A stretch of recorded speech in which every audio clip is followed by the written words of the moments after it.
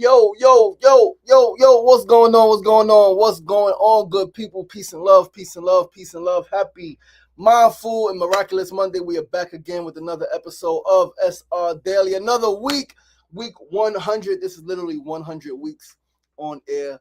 This is 100 weeks. This is episode 494. We are 6 episodes away from our next milestone episode 500, which is next Tuesday, November 18th, 2025. You guys know I haven't been feeling my best, but the beautiful thing about feeling low, and we're going to talk about it later in the show, right, for the build of the day. The beautiful thing about embracing every part of your journey is that you just get different perspectives, you get different energies, and every time you fall and you rise back up, you got more story, right? More story. And we know as lovers of story, as lovers of storytelling, that the more dramatic the story, the better, right? And so drama comes when you fall, right? When you fall and people leave you and people talk about you and you lose your money and you lose your home and is all of the stuff that happens is for your benefit. When you shift your mindset from victim mentality, oh, why is this happening to me? This shouldn't be happening to me. I can't believe this is happening to me. I don't deserve this, right? That's victim mentality. When you shift from victim mentality to what is this shit trying to teach me? What can I learn from this? How can I grow from this? How can I use this to propel me to higher heights? How can I use this to push me forward, right? And a way to get there, again, is all framing, it's all perspective, it's all a story we tell ourselves. When we were conditioned to believe that we are separate from God, that we are separate from divine source energy, that God lives outside of us, that things are happening to us, when we were conditioned to that mindset, that's where the victim mentality came from. When we can remember that God is always with us, God is always in us, that we are part and parcel of that which is eternal, that which is divine, that which created the universe, that which cannot be destroyed because it was not created, self-created, self-enduring, self-regenerating. When we remember that shit, that part of us, that is not this body, that is this spirit, that is this consciousness, that is this mind, and even more, when we remember that shit, then things are not happening to us. Every single thing is happening for us. Everything is happening to move the universe forward. Time does not go backwards, even as we say time folds, even as we say go back in time, even as those things become more relevant, possible, plausible, in this realm, it's still moving forward. It's still forward progress. Right? And so nothing is happening to us. Every single thing is happening for us. All of the low moments, all of the losses, all of the challenges, all of the struggles. We're going to get into that though. Yo, Eddie Kruger, what's going on, my brother? Mona Love, baby girl, happy, make it happen Monday. Sefu Sankofa, what's going on, my brother? All the way from Cuba. The brothers in Cuba. Yo, listen, man. I'm your boy, LaShawn Sugar Ray Marston. This is episode 494. of SRDaily, week 100 weeks on the air, 500th episode coming next week. The only reason the 500th episode, because it should be this week, right? If it's 100 episodes, it should be the end of this week. The only reason it's not this week, it's Tuesday, 2 days, right? 2 extra days, is because the first Monday, so we started the show 2023, December 18th. That next Monday was Christmas. I did not do a show that Christmas. And then the following Monday was New Year's Day. I did not do a show on New Year's Day because I was like, you're not going to do the show. I think I was traveling. I was in Miami. I was like, I'm not going to do the show. But I realized, like, why fucking not? Like, why would I not do the show because it's a quote-unquote holiday? That's when I should do the show. And so from then, I've done a show every holiday. It doesn't matter if it falls on a Monday through Friday. I'm doing a show before I got to go do something else. I've done a show before court dates. I've done a show before anything. Right. So that's why the 100th week, this is the 100th week, but it's not the 500th episode this week. That is next Tuesday.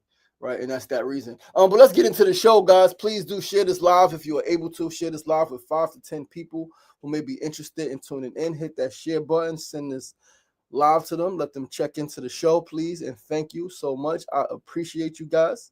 All right. Let's hit that share button. Let's hit that share button and get some people tuned into the show. It is Monday morning. It is 9:06 a.m. We are about to get this thing started right about now. Give me a second. We are pulling up some people to share it with.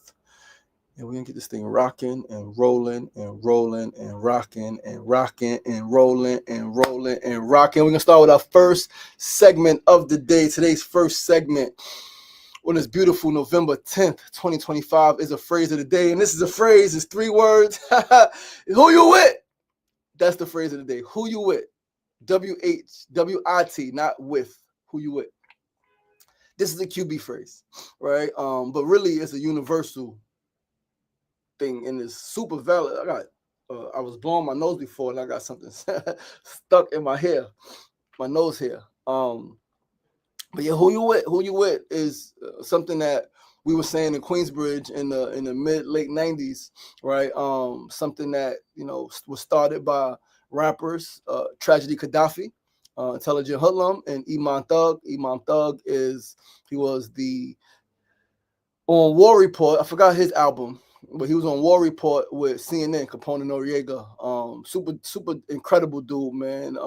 Incredible dude, incredible talent, incredible human. Like, he's one of my favorite people, man. Real name Michael Butler. He's an incredible entrepreneur, incredible visionary. He's down in Florida. He has EPAT Empire, Easy Painting and Design, or Easy Painting and Decorating, I think it is now. And I love the story he tells about how he got into that work, how he got into painting and decorating and design work. His mother sent him a job call when he was younger. His mother sent him a job call. He was getting in trouble, and that gave him a skill that he uses now 40 years later. He used that skill and he's built a massive company where he secured all types of contracts down in I forgot what part of Miami, Florida, different parts of Florida, but all over Florida really. But he's done incredible work. He's employed a lot of people. Super dope dude. But they coined this phrase and they were part of the 252 crew. 252 crew started on my block, started in my building. We were the younger ones. But who you with? And who you with, again, is so valid because it asks the question, who's around you? That's essentially what it's saying. Because we would be out, yo, who you with? Who you with? And rapping and stuff like that. And it's really like, who you with? Who's around you? Who are you with? Right? Who are you with?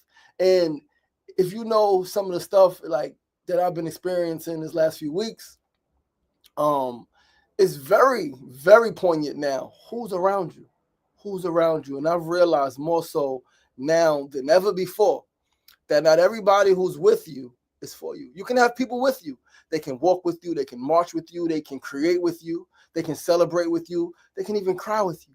But everyone who's with you is not for you. Some people are with you for their own benefit. Some people, now, there's nothing wrong with, we all should benefit from being around each other, right? I should benefit, you should benefit. It should be mutually beneficial, right? Some people are around you not because they really love you, not because they really care about you. Some people are around you with malicious intent. Some people are around you who don't really like you.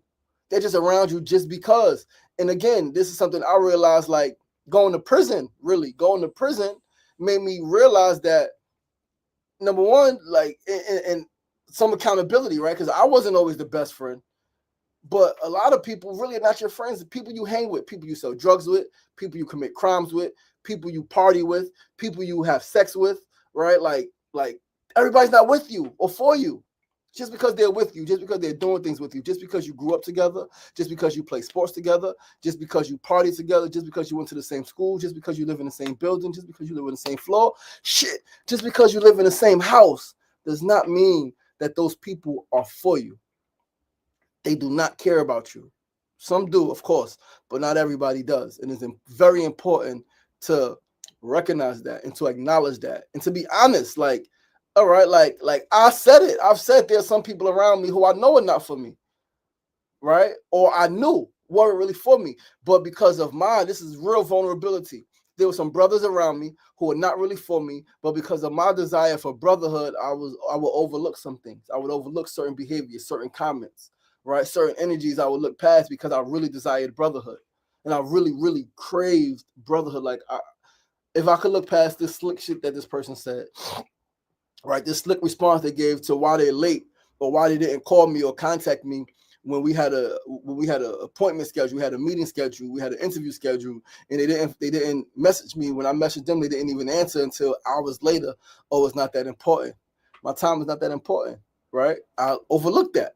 Right? When a person says, I'm like, yo, I'm selling these I Love QB shirts, and the person says, oh, I don't love this fucking neighborhood. I overlooked that because you still could show up. You still could show up for me, and I want you to be my brother, right? I want to have a brotherhood with you. So I overlook the fact that you don't love the that you say you didn't love the neighborhood. You don't love the neighborhood. You don't give a fuck about the neighborhood, right? And I still have you around, giving out food, doing things in the neighborhood. But then when you turn your back and you say, all right, fuck you, you a piece of shit, you curse me out and you call me names because of some shit that got nothing to do with you, I noticed it. I seen it, right? What they say, believe people when they tell you who they are the first time. Yo, what's going on? What's going on? Directed by what's going on, my brother? Peace and love. But listen, let's move right along to our second segment of the day. Again, first segment, phrase of the day is who you with. Ask yourself, who you with? Who am I with? Who's around me? Who's next to me? And all these people really for me. Moving right along to the second segment of the day. Today's second segment is Did You Know? Our need to know news of the day. Did you know?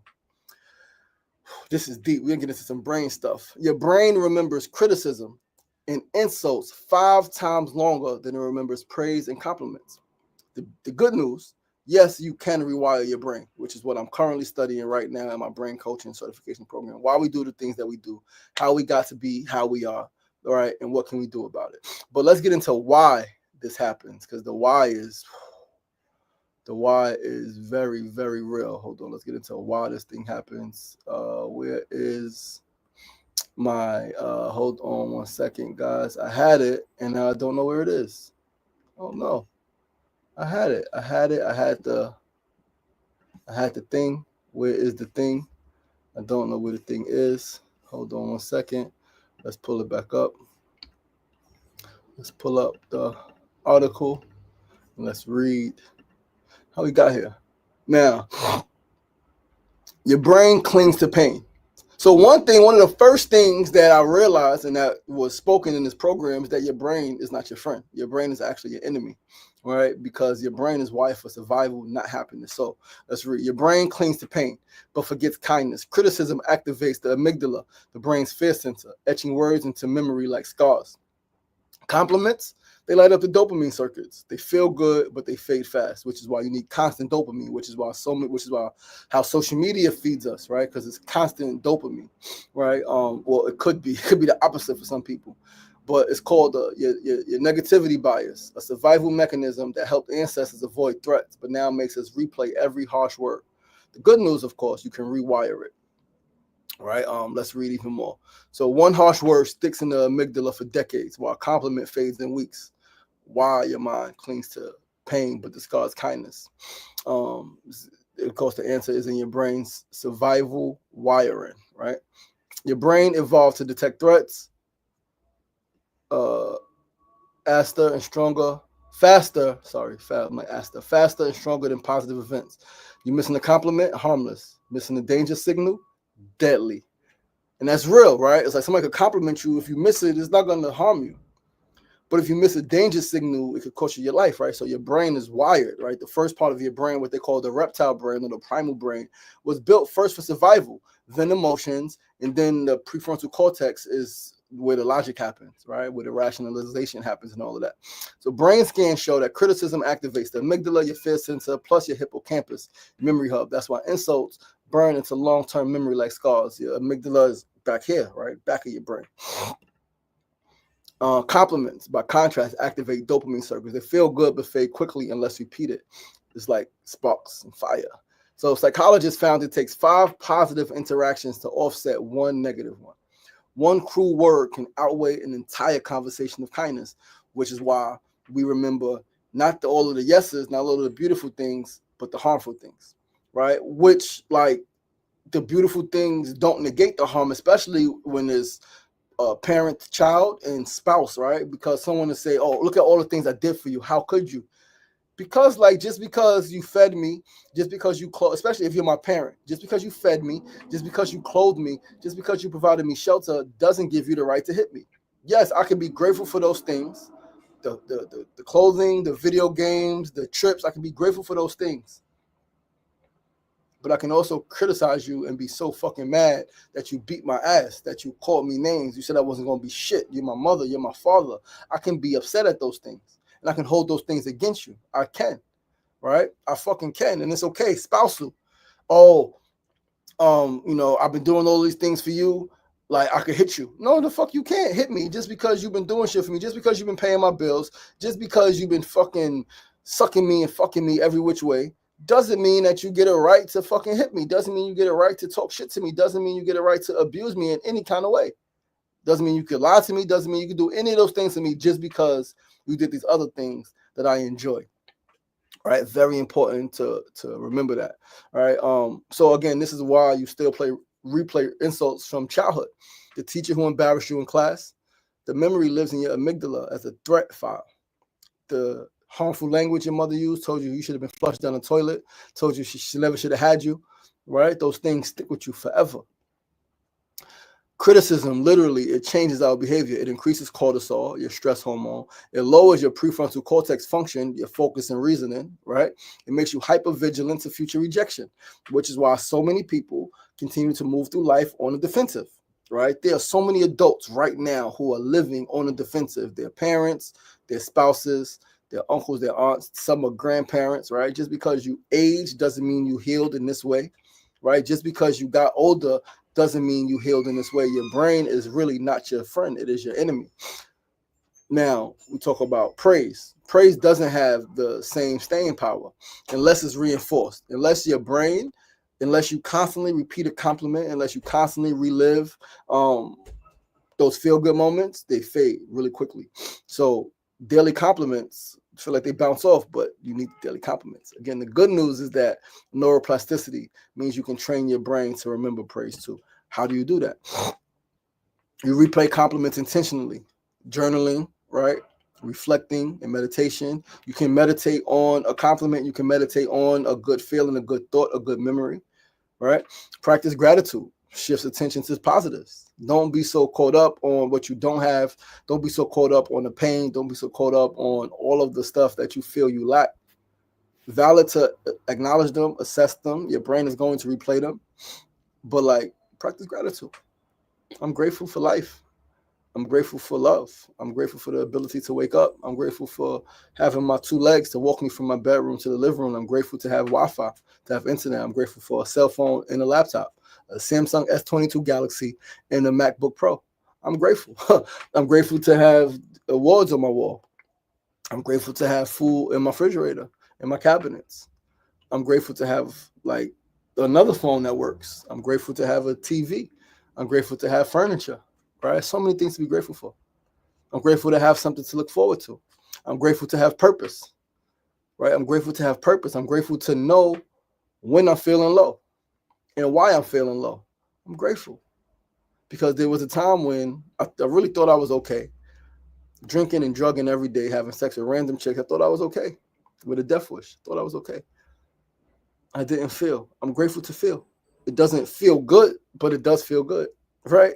The feelings that don't feel good, the sadness, the anger, the frustration, the despair, the hitting the wall, the uncertainty with my children, the issues with my mom, the issues with these other people, doesn't feel good, but it feels good to feel. To not act like everything's okay, right? To not be so blinded and to not to be so numb to pretend. No, I feel fucked up. And you know what?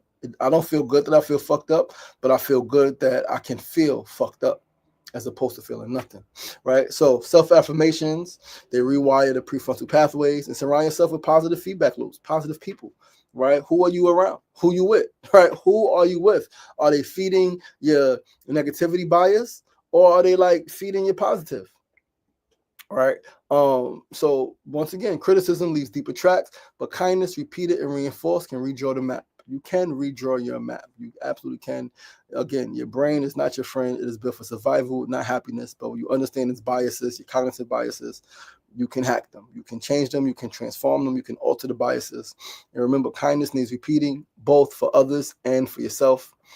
And yeah, that's all it needs to know news of the day, right? Did you know? Did you know that the brain works like that? The brain is a very complex too. It was something I read. It said, as vast as the mind is, I'm paraphrasing, as vast as the mind is, it still cannot encapsulate the brain.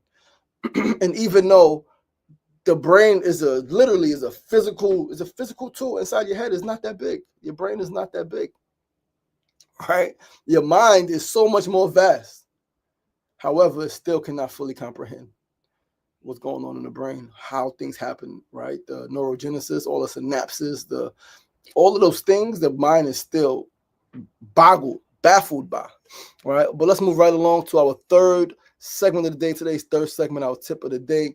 So if you're going to be your biggest critic, right, if you're going to criticize yourself, if you're going to acknowledge, right, and talk about your fuck ups, you might as well also be your biggest fan. Don't just be your biggest critic. Don't be the person who criticizes yourself the most. Oh, I'm not this. Oh, I'm not that. I don't like this about myself. I don't like that about myself. Without also being your biggest fan. Yo, I'm fucking great. Yo, I'm fucking dope. Yo, I did this shit. Yo, I might not like this about myself, but I love this about myself. Be your biggest fan and your own biggest critic. Celebrate yourself and check yourself. Also acknowledge your progress and celebrate your success. At the same time, critique where you could have been better and make an honest assessment on why you may not be where you want to be. Be your own biggest fan and your own biggest critic. Celebrate yourself and check yourself. Both. Celebrate yourself, check yourself. Acknowledge your progress, celebrate your success. At the same time, though, critique where you could have been better and make an honest assessment on why you may not be where you want to be. I know why I'm not where I want to be. And I'm actually going to say, because as my mind changes, I am where I want to be. I want to be in the thick of my dreams, and I am. I am living my dreams. I am in the thick of progress. I am exactly where I want to be. Right now, are there other things that I'm working towards that I don't have yet, that are not physically tangible in my life right now? Yes, a bigger home, higher income. But those things are coming. I'm working towards them. I'm in the process. And like, I learned to fall in love with the journey. I learned that this life is not all about the final destination, because every time you reach a destination, you say, you're like, wow, I'm here. There's somewhere else to go.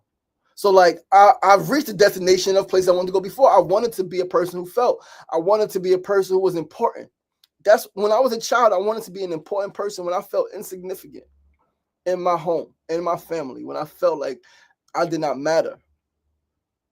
I wanted to be an important person in my neighborhood where people call, people text, people message to show up to different important things that involve my neighborhood, my community, the world, right? I'm an important person. We got just 3 awards here, but one is from Congresswoman, right? Congresswoman Carolyn Maloney came to Queensbridge Park. It was not an event. It was not a celebration. She came to Queensbridge Park to give me that award. No, I'm lying. Sorry. She came to Queensbridge Park to give me a check. One of her people came to my house to bring me that award, right? It was no ceremony. Well, I wasn't at the ceremony. So she came meet me in Queensbridge Park, me and my children, to bring me a donation for an event that we were doing back in 2020, one of those years. And this certificate, one of her people came to my house, brought it to me outside. I was inside with my children. They was like, yo, we coming up now. We're outside, pulled up in a black truck, and I went outside, got my certificate. This one is from the Black Family International, right? The Carolyn Younger Nolan Servant's Heart Award, right, for your commitment to service to families and community. This is from Councilmember Jimmy Van Brammer for the Queensborough Sacred Garden we built. I got 2 city council proclamations in there, right? I got honor from public advocate, more city council stuff, senator, right? And I even got a volunteer service award from former President Joe Biden. Important person. All right, brother Anthony Newells, what's going on, brother Anthony Newells? Hit me up. Yo, listen, we're doing a talent show. I want you and wifey to come through and like be VIP, and I want to bring you on stage and, you know what I mean, just highlight your accomplishments. And he did that. It's important, right? Like, I've always wanted to be an important person. I am that person, right? So I am where I want to be and still working towards more, all right? And so it's important to recognize that. Somebody said, take time to remember you are currently experiencing things that you once prayed for. Take time to remember you are currently experiencing things you once prayed for. I once prayed to be here. I prayed to be a talk show host. I prayed to live long enough to get out the streets, to change my life without getting killed in the streets. I've done that. I haven't been back to prison 18 years. March is going to be 19 years. March 2026 is going to be 19 years I've been home. And according to my track record prior, because when I went to prison at 20, I had over freaking 15 arrests already. Over a dozen arrests, like close to 20 arrests, right? A lot of bullshit stuff, but I was on felony probation, right, for drugs. I had to bail out from a felony and like pay a lawyer to get reduced charges on a robbery and assault charge, right? And then I had another drug charge that was misdemeanor drug charge, possession, right? So those are 3 charges that could have been potentially serious, on top of the smoking weed a bunch of times, on top of the just riding bike, scooter on the sidewalk, on top of the stealing from the pizza man, on top all the other bullshit, stolen car at 14, right? A lot of shit. Went to prison at 20. According to statistics, I was supposed to be back. In 3 years, I was supposed to be back a year or two after to do 5 years, and that was supposed to increase. But I threw a wrench. I threw a motherfucking monkey wrench in the game. I put a glitch in the matrix. I'm not going back. And we had 18 plus years, and of course things are tougher. But I realized that the closer you get to your ultimate success, the big success, right? The tougher the fucking shit gets. And like the closer you get to God status, the more prominent the devil becomes. So like dance with that shit and make that shit your servant. All right. But let's move right along though to our 4th and final segment of the day. Today's 4th segment, our build of the day. Organics Love Tree. What's going on? Sefu said 19 years. Wow. Yes, sir. Almost 19 years home from prison. March 9th, 2026 will be 19 years. And then 2027 is gonna be 20 years. And at 20 years, we're gonna be in a completely different position, and we're gonna do some shit for our people coming out of prison. That's a bar. But let's move right along real quick, man. We got a few minutes left for our 4th and final segment. Our build of the day. Today's build, very simple, very powerful. We're going to move through it pretty quickly. Why your low moments are necessary and actually help you more than your high moments. Why your low moments are necessary and actually help you more than your high moments. I don't know if you all have heard the term. You learn more from your losses than you do your wins. You grow more from your losses than you do your wins. I like to think that's a fact. That is an indisputable, incontrovertible truth. You win, you happy, you celebrate. Yeah. You lose, right? As long as you keep your head up, you look, damn, what did I do wrong? How could I be better? Right? When you win, a lot of times you don't ask yourself, how can you be better? Some people do. Some people have that awareness when they know that when they win, it's like, okay, what can I do better? I won, but what could I have done to make me win? Like, if you talk about sports, with a bigger margin, right? Talking about in life, like with less fuck-ups, with less tragedies, with less stumps, with less stumbling blocks. What could I do different? What could I do better? How can I be better? So your low moments, the times when you don't have the money that you wish you had or that you may need for your bills, the times when the relationship didn't work out, the marriage, you divorced, right? And you feeling like shit. And all of the other times your job has fired you, like whatever is causing you to feel low. Know that those moments are necessary and they help you grow more than your high moments. So be objective. Take an objective approach. Look not from, oh, I'm going through this. Oh, why this happened to me? Look from the perspective of what can I learn from this? What is this trying to teach me? What is this trying to show me? I know some things that like my low moments are trying to show me. More consistency, more discipline, right? More courage to speak up. Right, more courage to speak up when situations ain't going right and speak up faster with more truth. Right, I know that's what those low moments are showing me. Take more radical action. Listen, I humbly. My old friend used to be like, "You stop saying this humbly," right? But I have to say it humbly because like I have a fucking incredible network. I have an incredible network. Like I got every type of person in my network. We got the drug users, the drug dealers still in my network. Right, we got the corporate people still in my network. We got entrepreneurs still in my network. We got 9-to-5ers in my network. Right, we got straight people, gay people, old people, young people, rich people, poor people. We got millionaires and billionaires in my network. We got people who got no money in my network. That's a perfect blend to like create what we're creating. We are creating a healed world. we are bringing people together from different aspects of life, different realities, different experiences, bring them together in one, my life, my experience, my world. And so we actually going to start something soon, because like, I sit on a lot, I sit with a lot, and again, just radical action. But we're going to start streaming at nighttime. We're going to start streaming long streams, right? And long streams, we're going to start bringing people on. And yeah, that's going to start. I'm working on the outline for that. But guys, listen, that is our show. And that, before we go, that stream is going to be like the Heal the World stream. We're going to bring all these different people together, all these different concepts together in just one long stream, unscripted. Like, yeah, we're gonna heal this fucking world together. But guys, that is our show. Thank you so much for tuning in. Willie Will said, that's a fact. Said, I agree with that. The analysis of what transpired is more layered. Yo, listen, guys, thank you so much for tuning in. Once again, I'm your boy, your host, LaShawn Shigray Marcy. You're tuned into episode 494 of SR Daily. Listen, 6 episodes away. Please share the link. I'm putting it again on Instagram today, on Facebook today. And I'm going to push myself to get some people. We got a few RSVPs. If you can make it next Tuesday, November 18th, 9 a.m. to 10 a.m. For the 500th episode live studio audience in Queensbridge Projects at the Community Center. Please, I would love to see you. I would love to have you. We're going to get some sparkling beverage, sparkling cider. You're going to have some fruit, and it's going to be a beautiful time. I love you guys. I appreciate you guys. Enjoy your Monday. Enjoy your week. Please do join us tomorrow, same time, same place, 9 a.m. to 9:30 a.m. right here on Facebook Live, YouTube Live, and Instagram Live. Remember, it ain't getting knocked down. That's the problem. It's staying down. So get up! The power is in you. As always, be kind to yourself. Be kind to each other. Peace and love.